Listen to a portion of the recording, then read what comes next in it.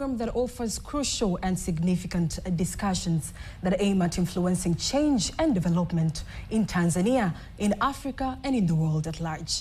And in this program, I will be your host, Caroline Maleo. And today we'll discuss the 62 years of the formation of the African Union. It should be remembered that in 1963, in Addis Ababa, Ethiopia, the Organization of African Union was formulated by the founding fathers of the African nations. And actually today, to dive deep into the topic, we're joined with the Director General of TBC, Tanzania Broadcasting Corporation, Dr. Ayub Rioba, who is a true Pan-Africanist, but also a lecturer, a senior lecturer at the University of Dar es Salaam. You're mostly welcome. Thank you, Caroline. But here at the studio as well, we are joined with Dr. Richard Mbunda, who is a political economy analyst, but also a lecturer at the University of Dar es Salaam in political science. You're mostly welcome. Thank you so very much. And before we dive deep into this topic, let's take a look at this analysis story.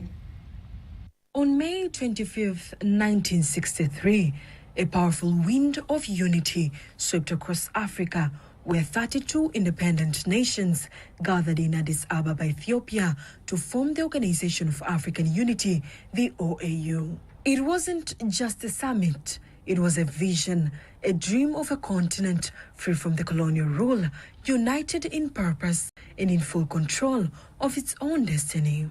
Leaders like Kwame Nkrumah, Julius Nyerere, and Haile Selassie dared to believe in a self-determined Africa. The OAU laid the foundation, promoting solidarity, ending colonization, and defending sovereignty. In 2002, it evolved into the African Union, embracing broader goals, economic integration, peace, human rights, and sustainable development. But Africa's history did not begin in 1963. Long before colonialism, Africa was a home to advanced civilization, from the pharaohs of Egypt to the scholars of Timbuktu, the kingdoms of Mali, Great Zimbabwe, and Benin. Africa shaped the world through trade, knowledge, and innovation. And despite the wounds of slavery, exploitation, and division, Africa has shown extraordinary resilience, reclaiming its voice, its identity, and its pride.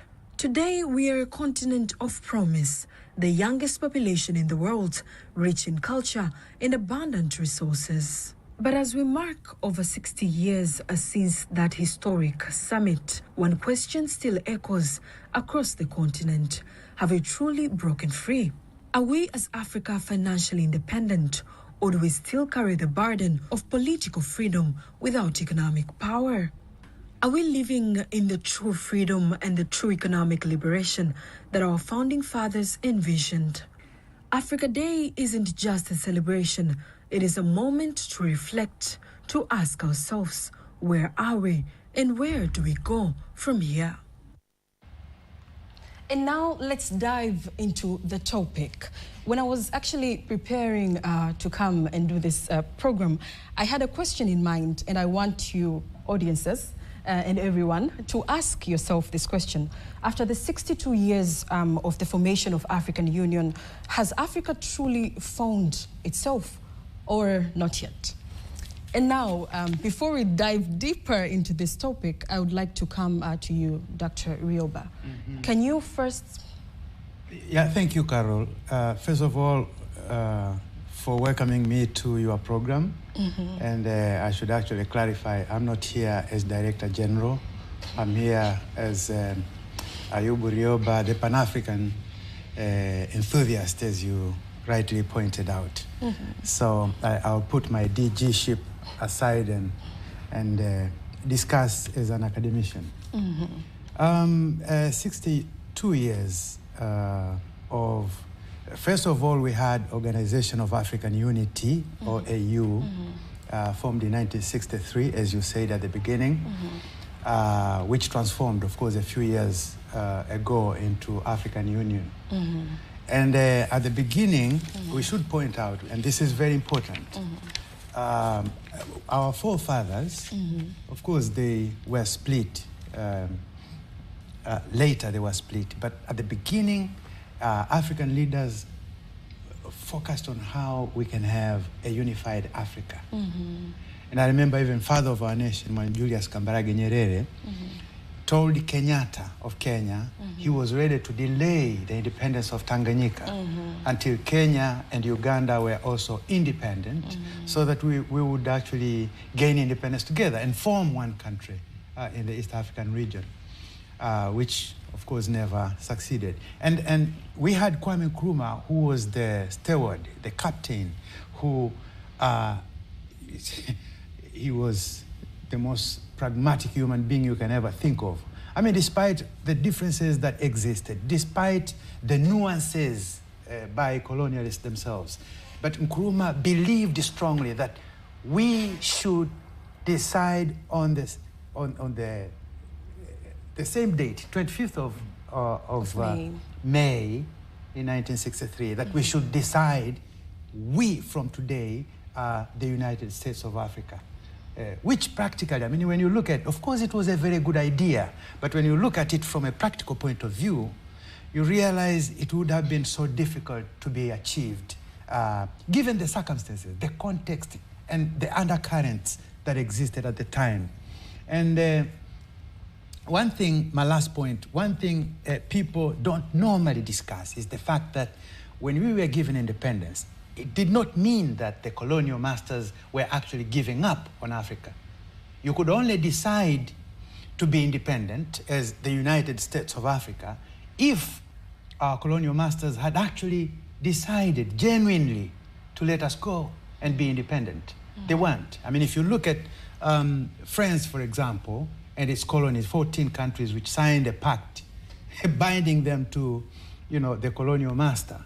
I think you realize what I'm talking about. Yes. Yes.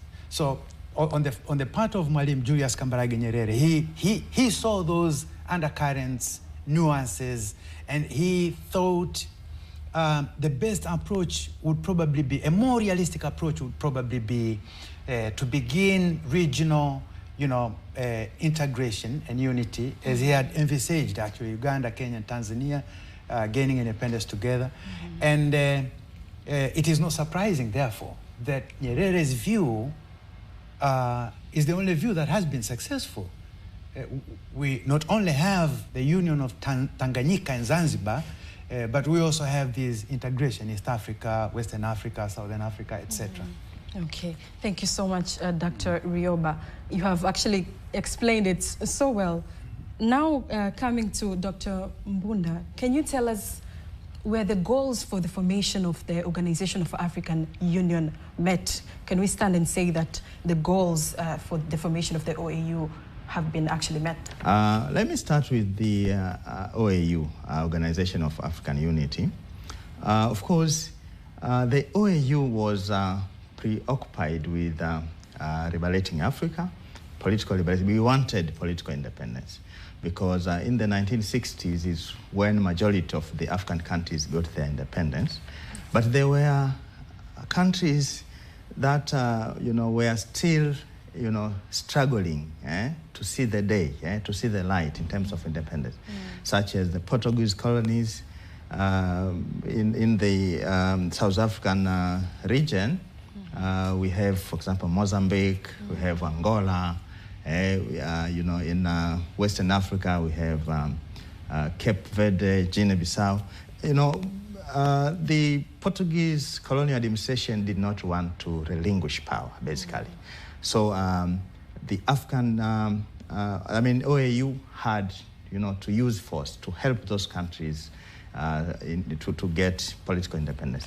You would remember they created the coordinating committee for the liberation of Africa, which we have very good memories because it was hosted in Dar es Salaam, in Tanzania. Definitely. And our founding father, Mwalimu Julius Kambarage Nyerere, played an important role with the frontline states, for example, Zambia, Mozambique,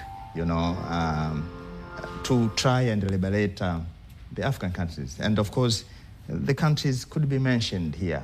We have Namibia, we helped SWAPO.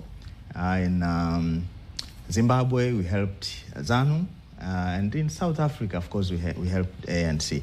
So you could see that on that front, we can say the OAU was very effective and it was successful, because these countries, although maybe it took a little bit longer, particularly with the South Africa, the apartheid regime of South Africa, but finally, we managed to uproot it. So on that front, you could say it was successful. And now, maybe when now we moved from the Organization of African Union to African Union, Unity to African Union, there were other things, other areas of focus. For example, we now focused on, development to ensure that the countries do not only talk about unity, but unity should propel development. Okay, we also talk about observance of good governance and human rights, because they are taken to be key ingredients for a peaceful society. A society that does not observe human rights or does not adhere to good governance is likely, to fall into trouble, to fall into chaos. So on that front, therefore, so many questions are being asked, and of course, the question of peace and security. You would say, for example, that the African Union had taken a lead role in terms of championing for peace and security in the continent. We have, internal conflicts in many African countries, such as our good neighbors in Democratic Republic of Congo, Sudan, South Sudan, Comoros. They are also our good neighbors. They also had political instability. And several other countries. The African Union, of course, did a lot in terms of trying to have peacekeeping missions and to stabilize lines in those countries. But there are challenges, and probably we will have time to talk about these challenges. Definitely, Dr. Mbunda, definitely. Now, you mentioned things, but before we get to that, can you, I will go back to Dr. Rioba, can you tell us who is Africa? Now, before we dive into all these hot things that are coming, but who is Africa? Was Africa the name given during the colonial period or after the colonial period? Who is Africa? There are various versions of explanation as to how the name Africa came into being. But I would actually go back to the concept of Pan-Africanism, which we alluded to earlier in this program. It helps to explain what it is that we are discussing here now about the Organization of African Unity and also AU. You have Africa, which is a geographical area of the continent of Africa that we all know, and which recently I observed, a very interesting observation that Africa is much bigger than it appears on the map. It was made to look small deliberately. But it's much bigger. That's a topic for another.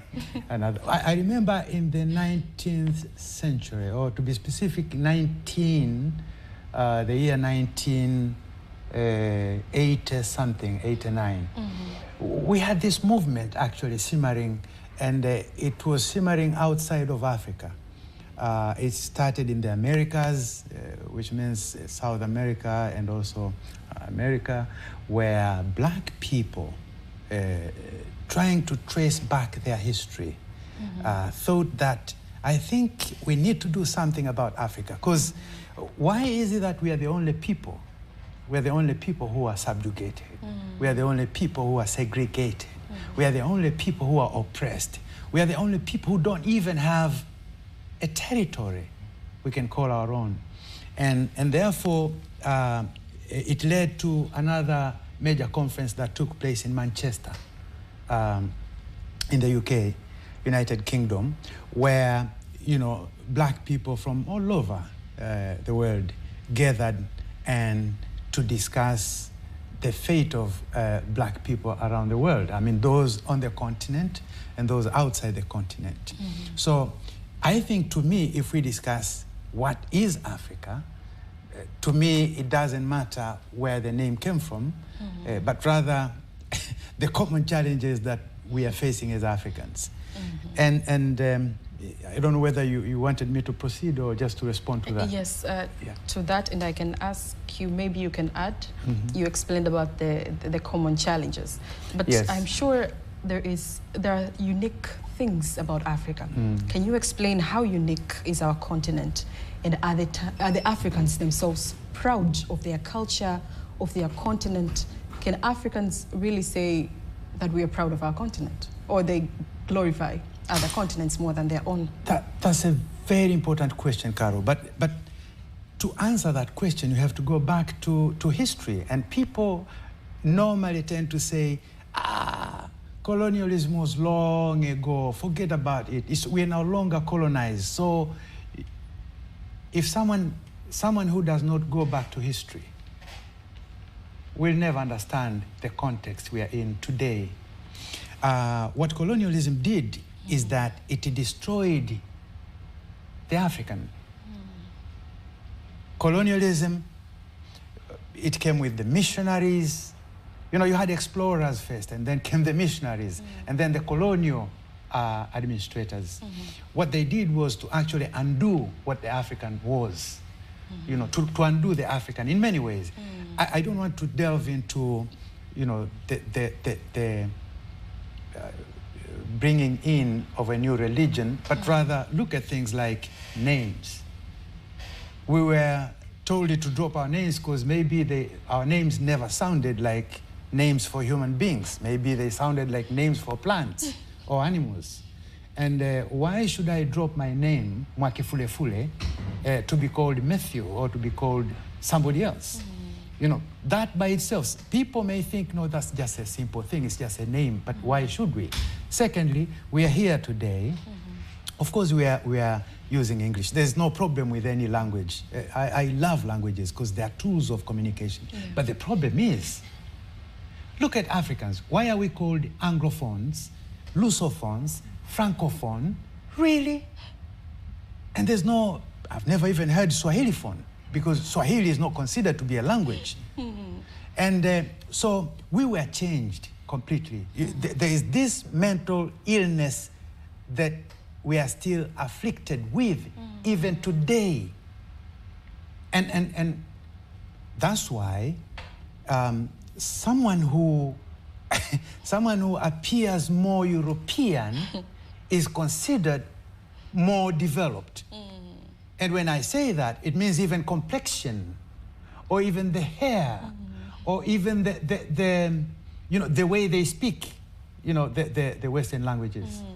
And it's a problem that we have. And that's why, as I speak to you now, we have young people dying in the Mediterranean, trying to cross, the ocean to the other end, believing that, life is better there than here, while the opposite is true.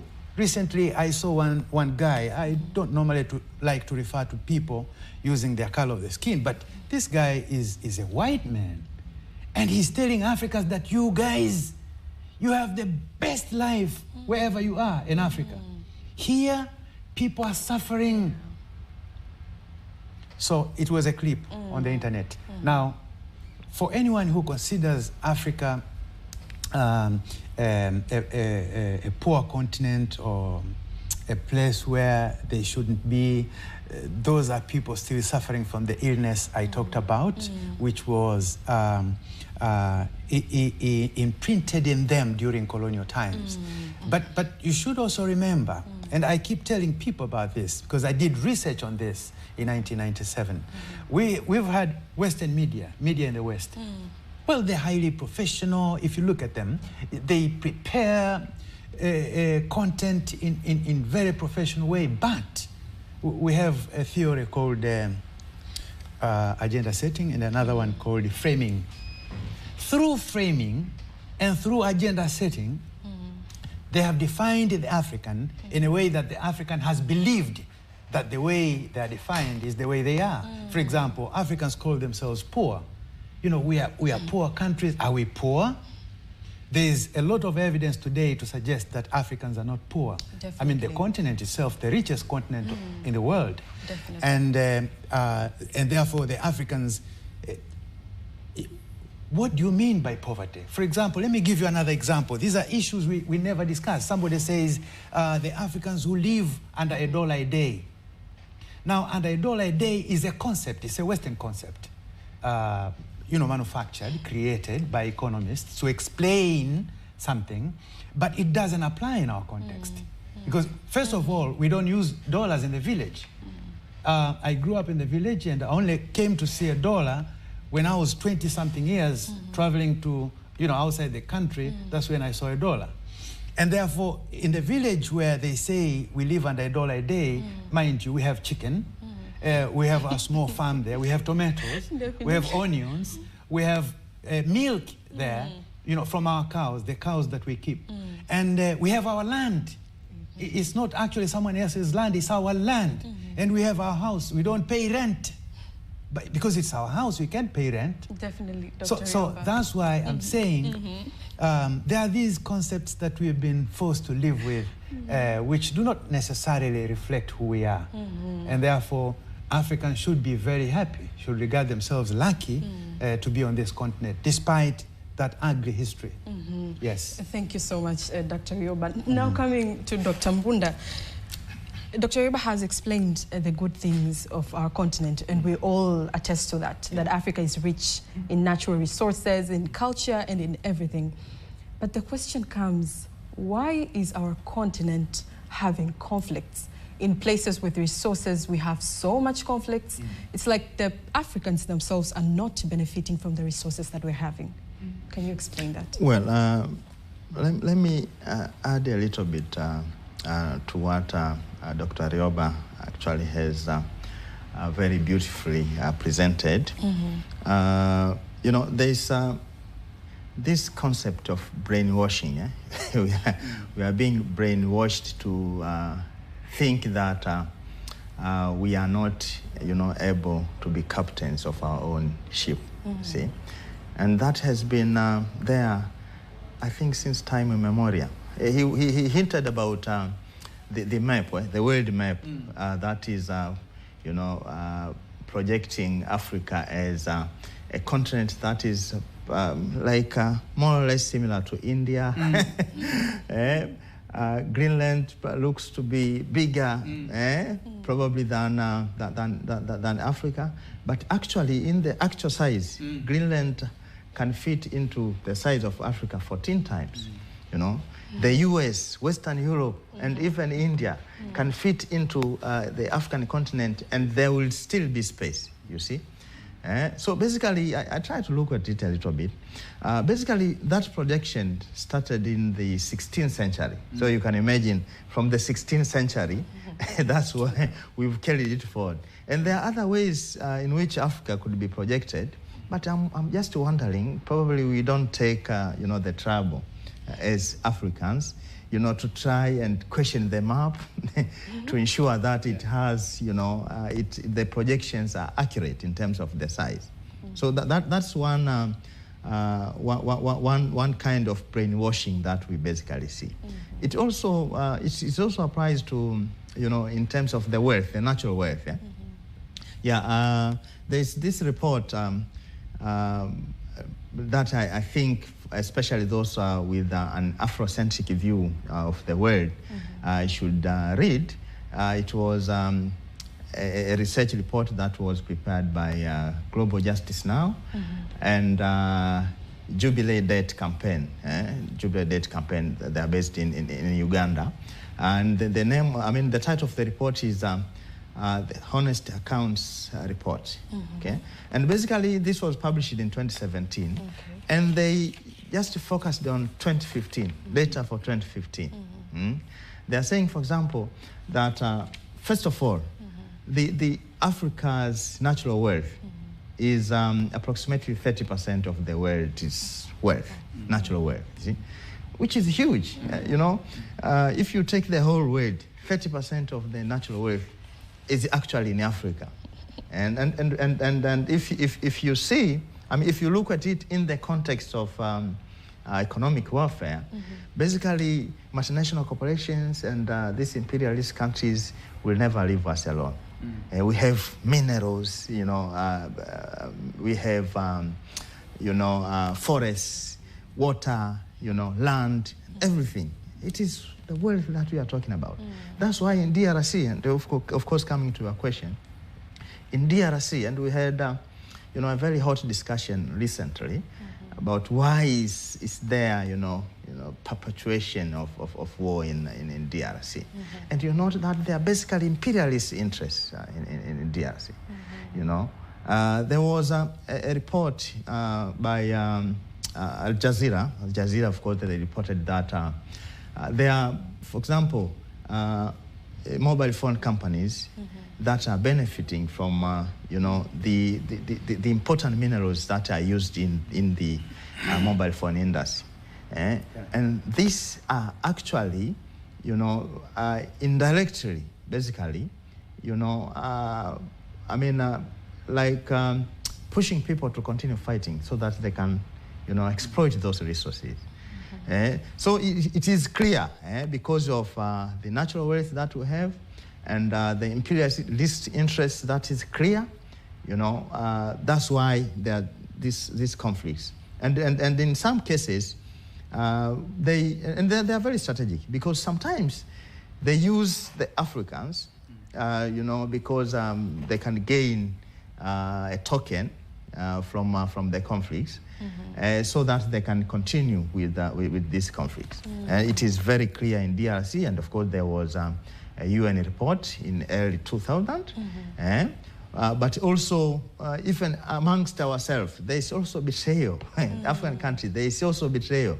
There are people who think that their countries should benefit from the neighbors' resources.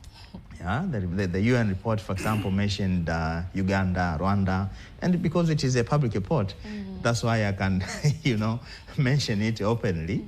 They were also involved in, you know, fueling the conflict so that they can exploit resources. Thank you so much, Dr. Mbunda, for that. In fact, Carol, I would like to add something regarding the resources. I said earlier at the beginning of this interview that when we gained independence, it was because circumstances of the time demanded that countries that had been under colonial rule be independent. And in fact, it was becoming even expensive in those colonial governments themselves, colonial countries, colonial masters, to run the colonies. And therefore, they devised means to continue exploiting the resources. Because you have to ask yourself, did the reasons for their coming here to stay as colonial masters end in 1960s, as Dr. Mbunda explained, the years that African countries got independence? Of course not. And that's why you have there are few countries where they have resources and there are no conflicts. Very few. But you look at the entire continent of Africa. You remember in Western Africa, those countries with resources were always at war, especially around 1 to 2 decades ago. You remember the concept blood diamond. Have you ever heard of blood diamond? Yes. There's a documentary, there's even a book about blood diamond. And it tells you the syndicates, how conflict is actually a metamorphosis of the clandestine plan of individuals to exploit resources. And he mentioned Congo so rightly.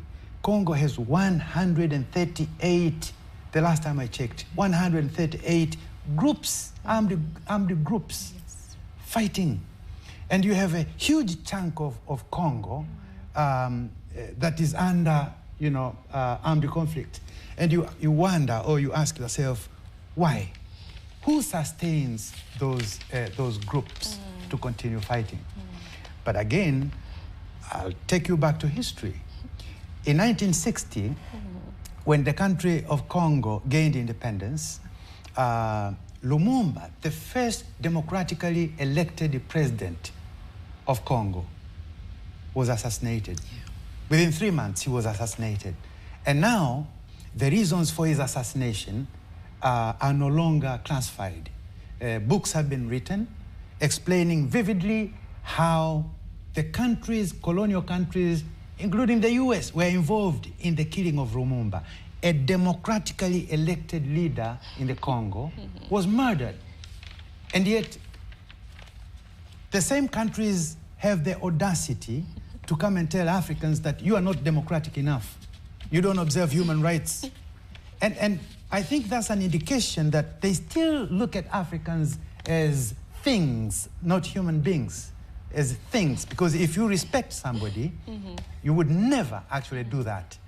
You know very well that Africans know you killed Lumumba, a democratically elected president, prime minister, simply because he had said, we are going actually to cut the straws you've been using to siphon our resources here in the Congo and in Africa. And you know, and my last point here, let's not forget there was a British scholar, a distinguished scholar in Britain, called Charles Darwin, who moved around the world trying to label creatures, plants, birds, and studying the behavior. And then he comes with a number of theories, the common of which was that all creatures around the globe are actually competing for survival. So they have interests. And that's the way it is. It's only that we are too diplomatic to actually argue openly the way I'm doing.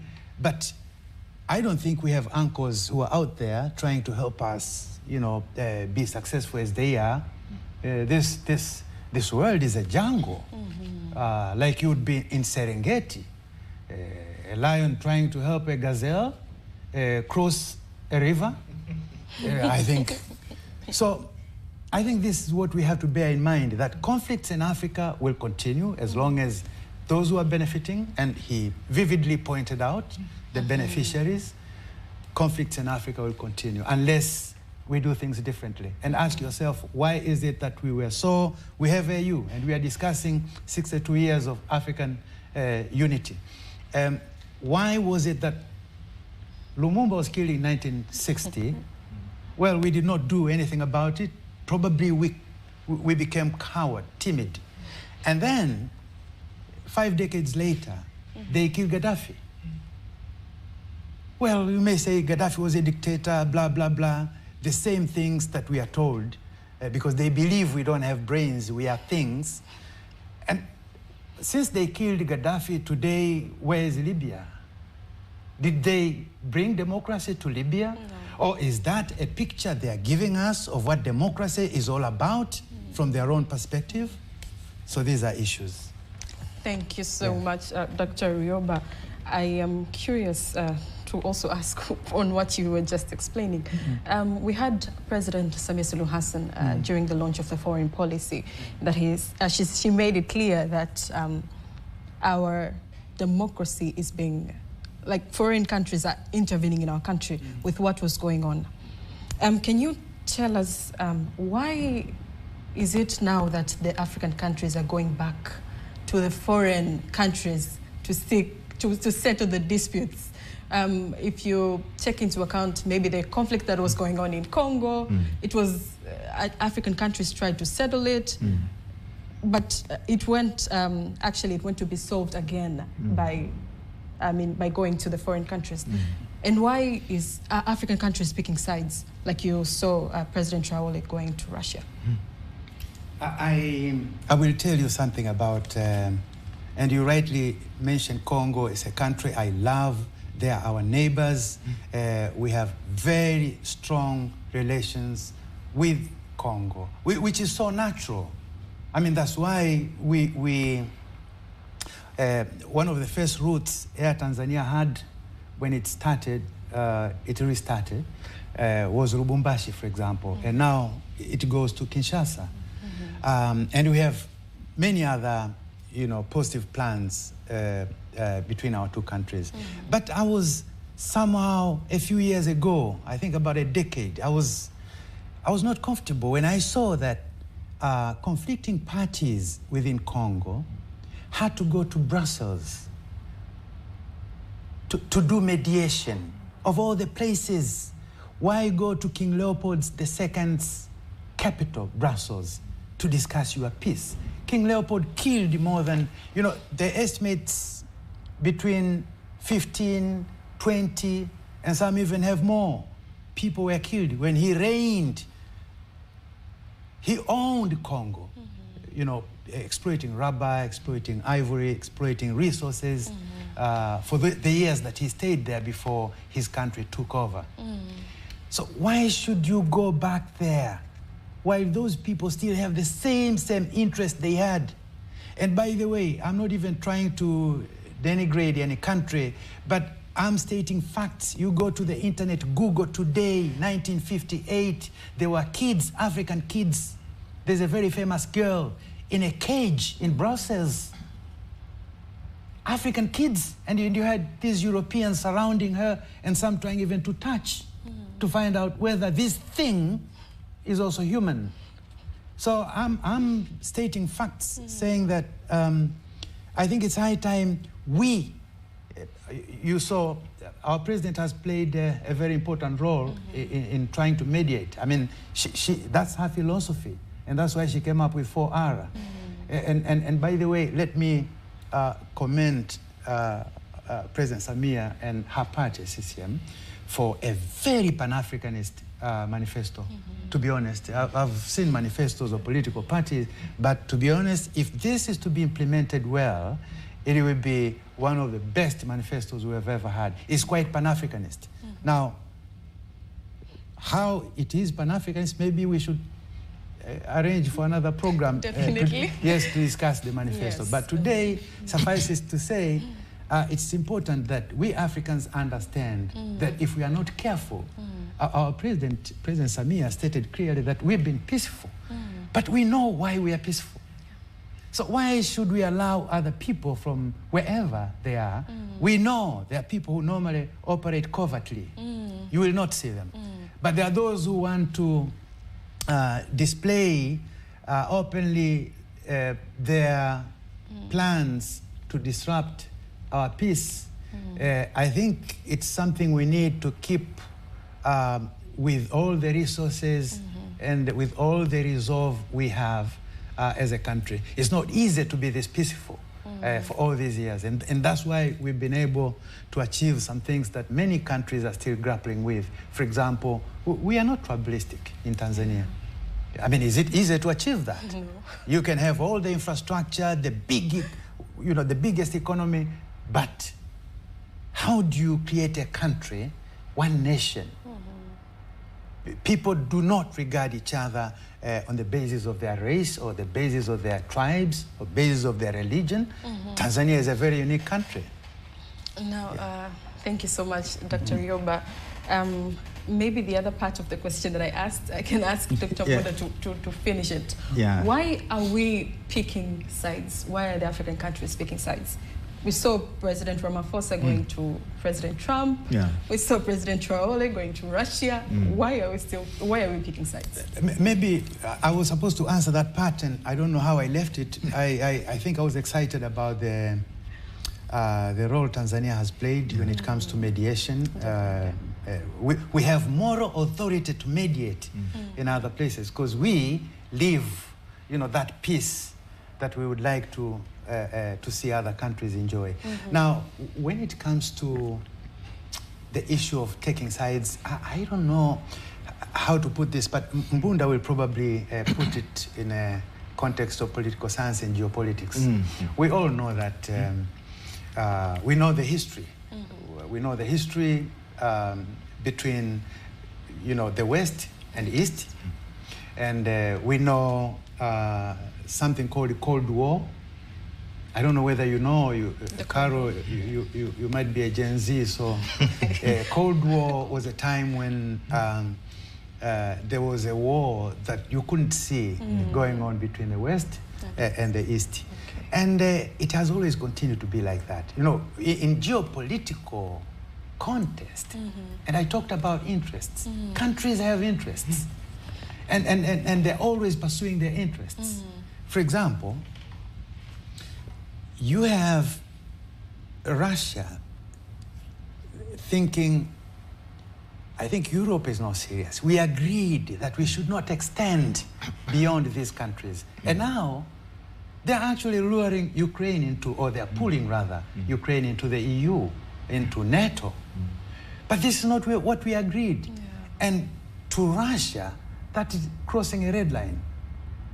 And then how does it play out? You have France, which is a very outspoken member of the NATO against Russia. And Russia knows where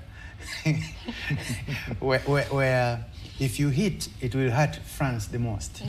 Yeah. He goes to West Africa, in countries that France has influence.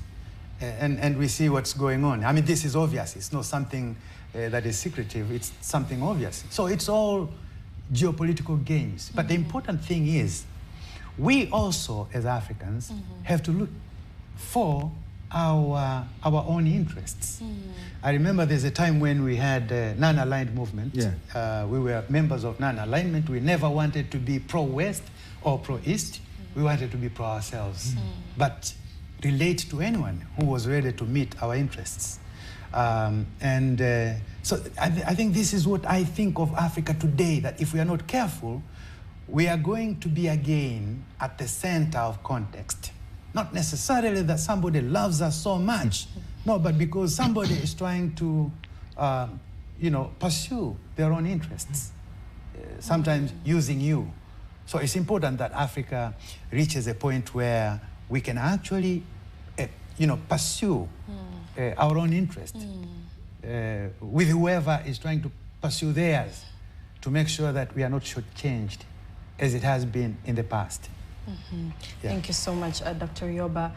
Dear TVC1 viewers, if you are tuning in on TVC right now, the program on air is Focus on This Week. And I'm your host, Caroline Maleo. Actually, let's go to Dr. Mbunda right now. Can you tell us, let's go back to the issue of democracy. Yeah. Why do African countries, African people, majority of them, think that they believe that democracy, it means endless insults, violence, bloodshed, because it's like a perception that has been built to them. And then Africans are forgetting that we have our own democracy, the one that we had during the liberation period, that after we got independence, we had to amplify unity and speak against tribalism. And then we could see at that time on RTD, the programs were preaching about our own democracy. Why is our continent believing that way?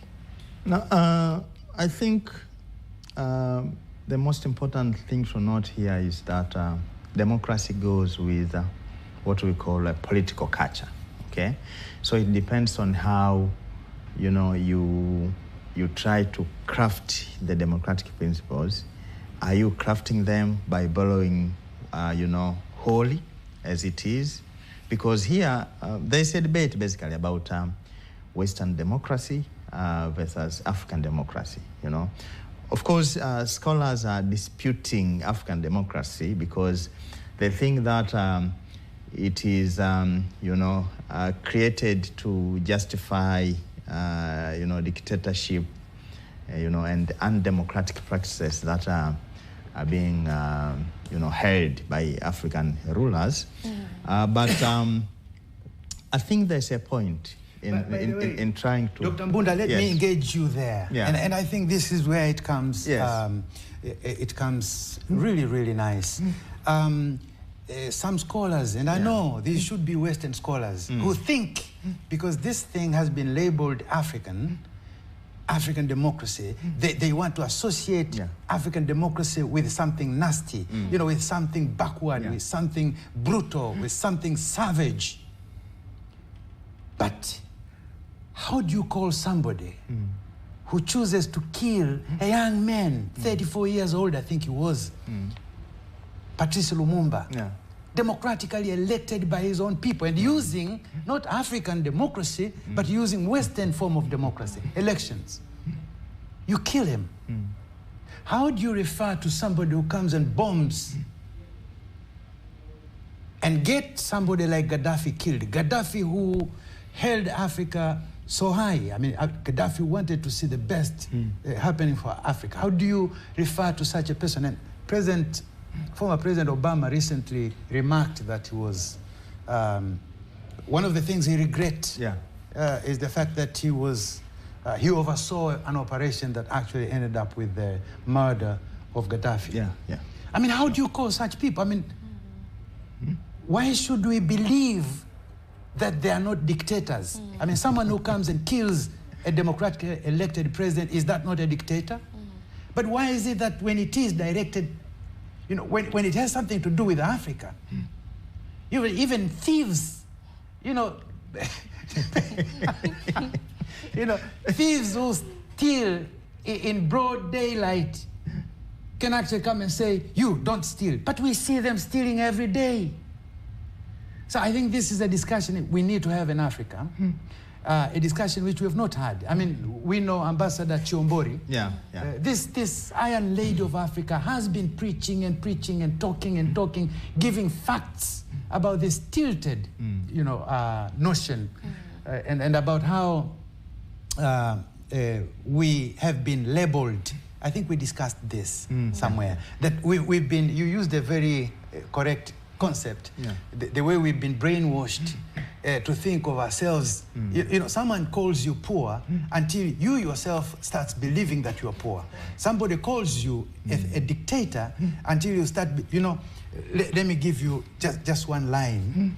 I did a study about, the coverage of Africa by Western media. I did a study. So it's something I did research on. Okay. You find a line like, war has broken again in the tiny, war-torn, AIDS-ravaged, poverty-stricken Central African country of, they mention the country. But why is that with all those adjectives? So you're giving people labels and people end up doing the same. Even here, I once saw in one newspaper, and I called it the editor. I said, why should you use the words that are used by Western media against Africans? What do you mean by war-torn? Those negative adjectives, why should you use them against Africans? In Britain, they say you give a dog a bad name in order to kill it. And that's exactly what happens.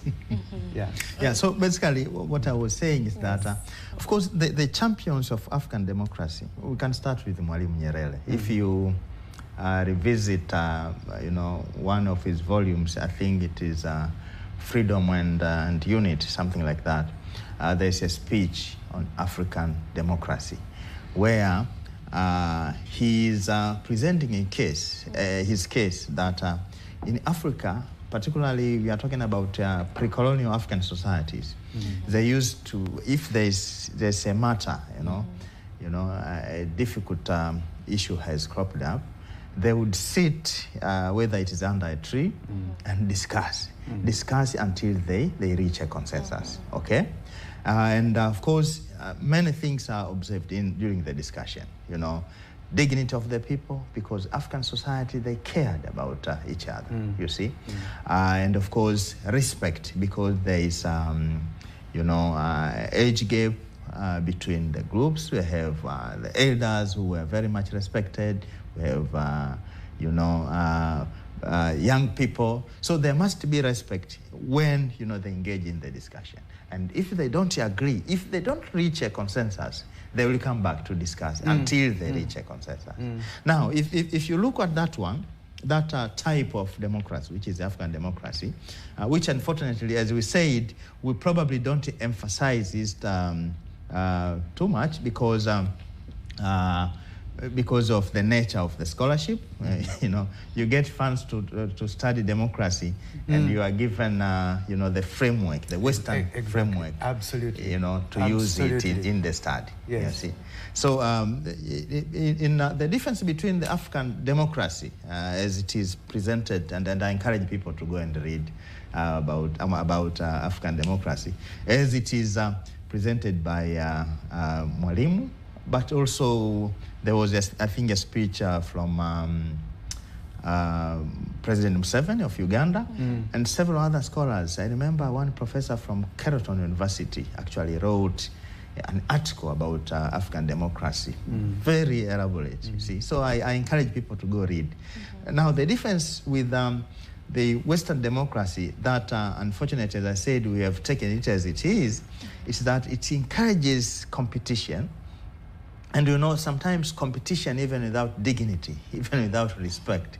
That's why you find it to be common. It's a common thing in America, for example, or in Europe, to see, you know, people, you know, talking, you know, without limits when criticizing their competitors during, you know, the so-called democratic elections and democratic campaigns. You see, so basically, that is the difference. So I would advise that probably we need also to say a few things as. In fact, Dr. Mbunda, yes, I know it's the difference, of course, is that they evolve through a society that was libertarian and individualistic. Yes, so that competition is a way of actually, but we are quite, and I'm not saying that we will probably be that way permanently, but we have been evolving, we Africans, with Ubuntu. Ubuntu, you mentioned that. Sure. That I see, I can only value my humanity if I value yours. Yes. So if I value someone else's humanity, there's no how. If I think I'm a reflection, or that person is a reflection of me as a human being, I will definitely value their humanity. There's no how I'm going to downgrade or, you know, say disparaging things against that person, because by doing so, I'll also be doing the same to myself as a human being. And I think that's a very advanced philosophy. Thank you so much. And that's why some of us say, you know, people who think, and we are mimicking, you know, they brainwashed us, and therefore we are mimicking. We think that if, for example, if you have a constitution, if a constitution looks exactly like the one in the US, then you are democratic. and if you can also be able to insult your president, then you are democratic. So you insult your president, you go back home in the evening, you have nothing to eat. and yet people who think they can talk about freedom, for example, they have had everything. They have moved away from the basics. They're at a completely different level. And that's why if you were to ask me about democracy, I did some political science, of course, it was my major. If you were to ask me, I think Africans will need a slightly different sort of democracy, not one directed to it by the very people who have put Africa down. And even with the democracy we have today, this liberal democracy, we've been put down. We are being put down in many different ways. And I'm not saying everybody we relate with does that. We have development partners who are genuinely interested to see us also address our problems. But I can assure you, the world we live in is a world where someone would rather see you sleep so that they may also be able to do their things. Yes. Thank you so much, Dr. Ryoba. I think we're almost out of time. So just on the last question, I can go to Dr. Mbunda. Can you tell us, are we late to redefine Africa? And if we are not late, how should we do it?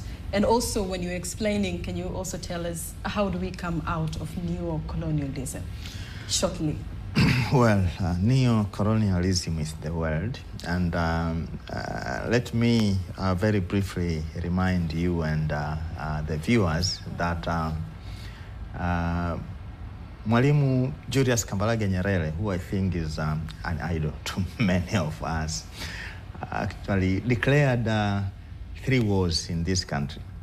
The first war was on, poverty, poverty, diseases, and Yeah, and ignorance, yeah. I'm not sure if we have won that war or we are still fighting. But the second one is 1978, which is the Kagera War. We were invaded by Idi Amin of Uganda, and we had to push him out of our borders and actually remove him from power altogether for the interests of our neighbors in Uganda. And the third one, this is where I want to put emphasis, is economic warfare. You know, the economic warfare which was declared in 1982 when Mwalimu addressed the CCM National Congress. So basically, and I'm not sure if we have won that war. And my take is that we are still fighting that war. And that's why we are talking about neo-colonialism. That war is being fought in many fronts, but as you know, the subject itself states, it is about the economy and it is about gains, it is about profit, okay? It is, you know, fought in many, and the actors are clear. We have multinational corporations, many of them are operating in Africa, and we mentioned some of them even in minerals, you know. We have states, because states also either have interests themselves or they support that one, okay? Yeah, so, and of course, several other small actors in between. And their interest is, first of all, exploitation of the African natural wealth. We talked about minerals and so on and so forth. But they are also interested in contracts. You know, they want, you know, all the good contracts in Africa, tenders about, you know, military supplies and so on and so forth. But they also want to control the market, you know, the market. If it is trade on anything, they want to control. The other time we were talking about a genetically modified organism and how multinational corporations, for example, want to control the seed market so that they can be producers and we can be end users. Okay, so basically, which is something they can even use as a weapon. Yeah, they can even use as a weapon as well. So basically, first of all, for us, first of all, we need to understand the context in which we are surviving as a continent in Africa. We are surviving in a context of powerful multinational corporations and powerful states who have vested interests in Africa's natural wealth. Okay, and they can use, in order to access the wealth, in order to get profit, they can use whatever means, including, for example, you know, in elections, intervening in the elections, and, you know, sponsoring people so that they can get in power who can save their interests, removing leaders who are nationalistic, those who care about national interests from power. And of course, for example, recently, we saw a wave of coup d'etats in Western Africa. You know, I went to Niger last year. Burkina Faso, a very interesting case. We have Captain Trial in charge now. You note that in accordance with because we are discussing about the African Union, in accordance with the principles of the African Union, coup d'etats are not entertained, okay? But in Western Africa, you know, people are chanting, you know, people are, you know, very happy about what is happening. Why? Because of what Dr. Rioba mentioned, and scholars such as Dr. Arikana Shomboli, they are talking about, you know, how, you know, French is actually exploiting, you know, the 14 countries that were under its colonial influence, you see, because of the independence, they call it the independence contract that was signed between France and these colonies. So what they do is to ensure that, first of all, the resources, anything to do with the resources, you have discovered gold, you have discovered oil, first of all, you need to report to France, so that France can advise you and probably help you to exploit those resources. You want military supplies, weapons, you want military training, you have to go to France and tell them, we want these services. And France will decide. So they are given the first refusal. So if there is a tender on anything, you report to France, and then France should refuse that, okay, you can proceed with any other interested party. Thank you so much, Dr. Mpunda. Now we're coming to Dr. Okay, Carol, I'll try to summarize to make your life easier. Thank you. First of all, Africa needs to know that the world has come to a juncture where geopolitically things are likely to change in a very big way. First of all, the hegemony, the superpower is now being challenged. We no longer live in a unipolar world. We live in a multipolar world. Particularly at a juncture where we have countries like China challenging directly the superpower of the day. So it's not a very easy period in the history. Now, what we need to do, I think, as Africans, we need to come together more, trade with each other more, work together more, make decisions together, decisions that actually help us as a people, not to allow to be, disintegrated as we have in the past.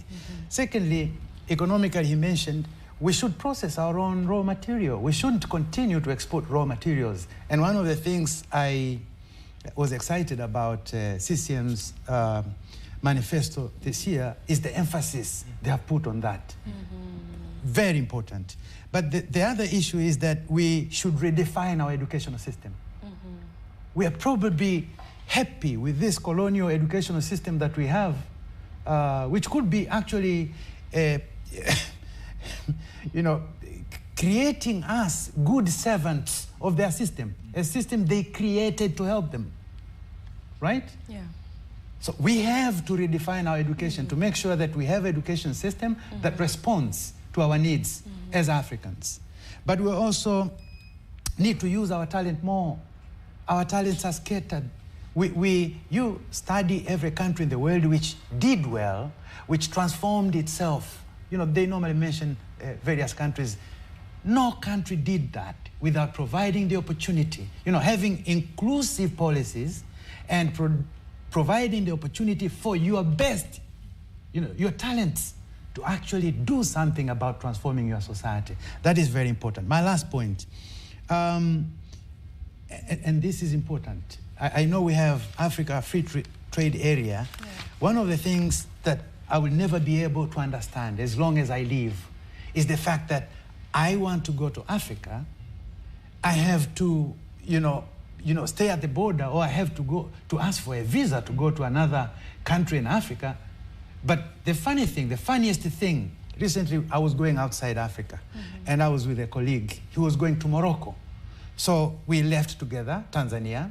We went up to Paris in France before he came back again to Morocco. So even if I want to go to Mozambique, probably I will not get a direct flight from here to Mozambique. I'll have to go to South Africa and then climb up. I think we need to do something. Tanzania has shown a way in terms of infrastructure.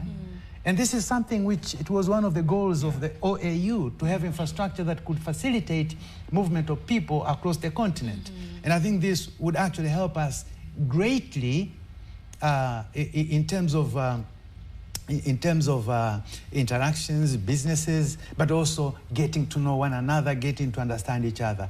Finally, it is high time Africa leveraged technology, the digital technology, to its advantage. Other things, it's true. We may blame the colonialists, we may blame whoever, but there are things that we can do by our own to benefit ourselves. And it is possible. We've seen that in some countries. Thank you so much, Dr. Yoba. Can you finish in a very short time? I have finished. I want to ask about something. Yes. Yeah. What is your call to the young people, the young generation? My call, and that's important. Thank you very much for reminding me about young generation. The young generation, they may not have, to be honest, they may not have the nitty-gritty that some of us have about history, where we come from as a people, what happened to us, and why it shouldn't happen to us. And I think it's important for us to make sure that we let them know where we come from. Not to lie down brooding about the past, no. To understand that this is what happened, and it happened because I like President Museveni. Sometimes he teaches, and he gives lectures, you know, step by step, what happened, why was it possible for us to be defeated, you know, what can we do now to make sure that that doesn't happen again? It's important for young people to know, but it's important for young people to know they have the greatest continent on earth. It has everything. And by the way, some people, it's sometimes a caricature for people to say, if you want to talk about Africa, you know, talk about the sun, the culture, you know, the laughter. Africa is more than that. Africa has talents. Africa has the greatest minds. Some people will not tell you about the women who contributed to NASA programs, the black women who made a huge contribution in the NASA programs in the US. And if we were to discuss the contribution of black people around the world, people would be surprised. They wouldn't even believe it. And maybe that should be a topic for another day. But young people should be confident, and they should actually be the soldiers to fight for Africa, rather than planning to leave Africa. In fact, for their information, Africa today is far better. It was never like this. The Africa we found, some of us, was actually still backward, so to speak, if you want to say that. They live in a highly modern Africa. Tanzania today, if I want to go to Dodoma, I take my electric train, and maybe in 2 years, 3 years from now, it will be the entire Tanzania. Or if I want to go to Rwanda, if I want to go to Burundi, if I want to go to Congo. I mean, that's Africa they should be looking at. And they should actually, they should avoid this cheap mentality of hurling insults, especially to adults. That is not African. And they should be brainwashed to think it is democracy if I can speak my mind. No. Democracy doesn't mean, and speaking your mind, it doesn't mean you should actually pout anything through your mouth. If anything, and internet keeps everything there. You never know tomorrow. Tomorrow will bring you opportunities that you never expected. And when people go back to who you were, where you came from when you were young, you find out that you cannot even benefit from the opportunities ahead of you. So it's important for young people to take charge. Taking charge means educating themselves about what is the purpose of life? Why am I here? How best can I achieve what I want to achieve? Because we are transient. We are not here to stay. We are not here permanently. We will leave one day. But what legacy would you like to leave when your time comes? Yeah. Thank you so much. Thank you so much, Dr. Ryoba, for all the insights. Thank you so much, Dr. Richard Mbunda. Thank you all for your time. Thank you. Thank you. Dear TVC One viewers, you were watching Focus on this week. And you were with me, your host, Caroline Maleo, as well as with my guests. And today we had discussed about the 62 years of the African Union, where we came from, where are we at, and where are we going. And the focus has been on the fact that Africa is more. Africa is more. And everyone has a role to be a soldier to fight for our continent. See you until next time. I am Caroline Maleo. Bye-bye.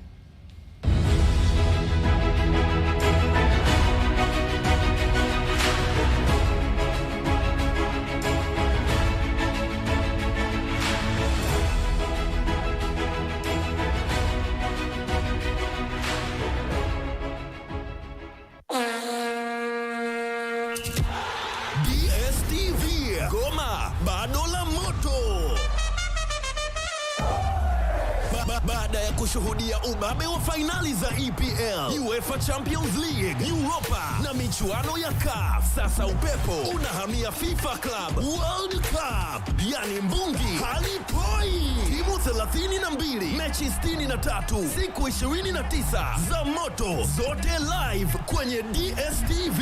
Yani ni mastaa kama wote, Messi, Mbappe, Haaland hadi Aziz Ki. Kama wewe ni shabiki wa kweli, hii ni siku kuu ya mpira. Tazama live kwa HD bila chenga ndani ya channel za Super Sport. Mbungi hili lote utaliona kupitia kifurushi cha bomba kwa shilingi 27,000 tu. Kulipia piga *150 *53 alama ya reli. DStv inakupeleka duniani wewe. Na hapa kwetu mbungi halipoi. Kagera, nyumbani kwa Profesa Rwekaza Mukandala. Nilizaliwa hapa nyumbani na tulikuwa ni watoto kadhaa, watoto wengi. Alafu na wakati tunakuwa tulikuwa tunasali kanisani. Alafu tunafanya kazi. Maisha ya Magomeni mpaka Masaki. Maana kumtoa mtoto Oysterbay kumleta mtoto wa Kichaga, Magomeni Makuti. Taaluma je? Mara nyingi sana nilikuwa nakuwa wa kwanza. Kwa hiyo naletwa mbele ya wale ya wazee wale wazazi, wananipigia makofi. Na hiyo nilikuwa napenda sana. Uongozi na changamoto zake. Panapotokea tafrani au kutoelewana, ikabidi kufunga chuo. Kwa kweli hiyo ilikuwa inanisikitisha sana. Maandiko yenye kuakisi jamii. Hili ni ajali ambayo ingeweza kuzuiliwa, ilikuwa sio lazima itokee. Usikose kufuatilia historia ya maisha ya Profesa Rwekaza Mukandala katika kipindi cha Nyota wa Wiki.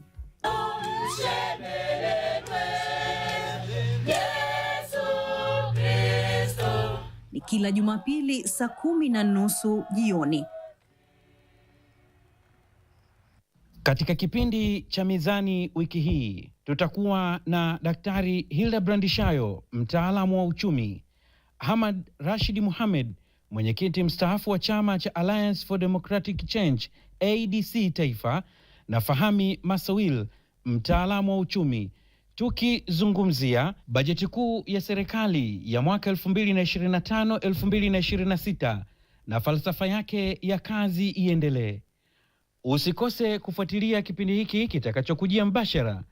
Ni leo Jumatano tarehe 11 mwezi wa 6 mwaka 2025 kuanzia saa 3 kamili usiku, na marudio yake ni siku ya Alhamisi tarehe 12 mwezi wa 6 mwaka 2025 kuanzia saa 8 kamili mchana. Ni hapa TBC1 penye ukweli na uhakika.